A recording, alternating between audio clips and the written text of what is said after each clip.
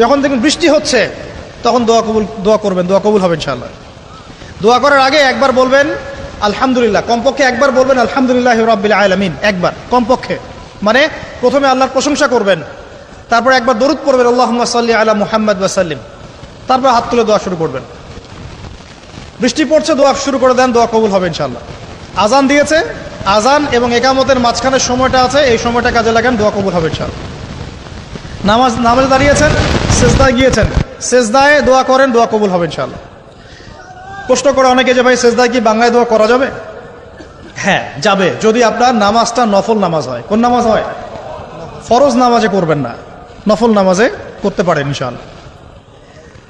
সেজদায় বান্দা আল্লাহর সবচেয়ে কাছাকাছি থাকে, এই সময়ে বেশি বেশি দোয়া করতে রাসূল সাল্লাল্লাহু আলাইহি ওয়াসাল্লাম তাগিদ দিয়েছেন।